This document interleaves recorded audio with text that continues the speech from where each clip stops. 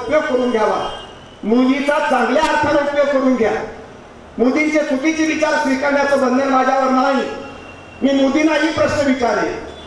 सबनीसांचा प्रश्न फडणवीसांसाठी सुद्धा असेल. फडणवीस एकदा डोंबिवलीच्या संमेलनामध्ये समारोपाच्या भाषणामध्ये आम्ही दोघे एकत्र होतो. मी मावळता अध्यक्ष होतो आणि मी सांगितलं की शिवाजी महाराजाच्या बायकोच्या हातात विद्वानाने विषाची कुपी दिली, तशी बाबासाहेब आंबेडकरांची दुसरी बायको माई आंबेडकरांच्या हातामध्ये विद्वानानेच कुपी दिली. बाबासाहेबांना दुसऱ्या बायकोनं जात वेगळी म्हणून विष देऊन मारलं असा आरोप लेखी स्वरूपात केला. हे विद्वान, हे कोणी राजकारणी नाही. याचा परिणाम काय झाला? सोयराबाई आजही लोकांच्या नजरेमध्ये, नव्या पिढीच्या, प्रत्येक नव्या पिढीच्या नजरेमध्ये गुन्हेगार ठरते आहे. माई आंबेडकर एका महापुरुषाची बायको, ती विलन ठरते आहे. तिचा दोष काहीच नाही, ती स्त्री आहे.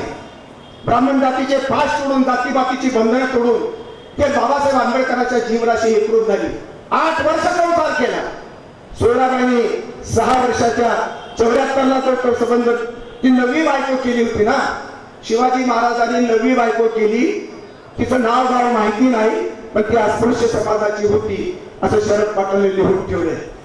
या 9वी बायको पट्टराणी झाली म्हणून सोयराबाईंबद्दल तिला संबंध एक घृणा निर्माण झाली आणि सोयराबाईच्या मनात आपला नवरा मारावा असा विचार आला आणि तिनं ब्राह्मणाचं ऐकून, प्रधानांचं ऐकून विष त्याला शिवाजी महाराजांना 1680ला दिलं.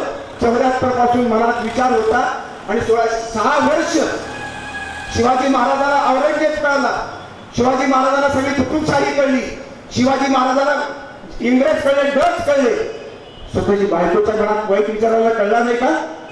शिवाजी महाराजांच्या शहाणपणावर प्रश्नचिन्ह उपस्थित करणारे हे संबंध विद्वान, हे अत्यंत विद्वानाच्या अवलादी, कुकुशीत अशा प्रकारच्या अवलादी, अत्यंत सत्याला चुकवताय, सत्याला दगा देऊन ही भूमिका मांडताय. जातीवादाचे बळी आहेत विद्वान. ब्राह्मण विद्वान असो की ब्राह्मणेतर विद्वान असो, मी कोणाची बाजू घेणार नाही. बाबासाहेबांच्या बायकोलाही असंच केलं. ती ब्राह्मण बाई आहे म्हणून तरी विष घालून मारलं. आणि 8 वर्ष संसार केला ना तिनं. बाबासाहेबांना तिच्या मनातला वाईट विचार कळाला नाही का? अमेरिकेचं ज्ञान डिग्र्या, इंग्लंडच्या डिग्र्या, 32 डिग्र्या पादाक्रांत करणारा माणूस आपल्या बायकोला ओळखू शकत नव्हता का? विद्वानांची संबंध खराब हो, त्यांचे अनुयायी करतायत. ते शिवाजी महाराज असो की बाबासाहेब असो, या अनुयायांच्या कैदीतून याला काढलं पाहिजे. विवेकवाद आणि सत्यनिष्ठा ही इतिहासाच्या लेखनामध्ये, इतिहासाच्या आकलनामध्ये आवश्यक आहे.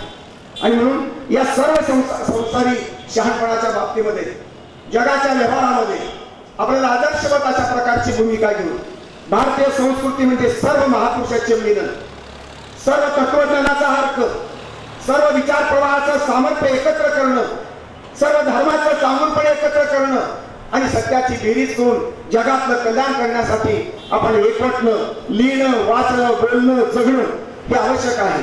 हे संस्कार देण्यासाठी दगडूराज मेटकरीचा हा 43 वर्षापासून चालत आलेला प्रयोग असाच पुढे चालत राहील याची मी खात्री देतो. मी आशा बाळगतो. आणि सत्यानं जगा, सत्य बोला, संतांनी सांगितल्याप्रमाणे वागा आणि संबंध बेरजेवर महत्व द्या. वजाबाकी कुणाची करा? बलात्कारी प्रवृत्तीची वजाबाकी करा, वैगुण्याची वजाबाकी करा, व्यभिचाराची वजाबाकी करा, भ्रष्टाचाराची वजाबाकी करा आणि निखळ अशा प्रकारचं जीवन जगा. समष्टी आणि व्यक्तीचं जीवन जगावं अशा प्रकारची अपेक्षा व्यक्त करून तुम्हा सर्वांना अभिवादन करून मी माझं भाषण संपवतो. जय हिंद, जय महाराष्ट्र. धन्यवाद सर. संवादाचं पर्व साहित्य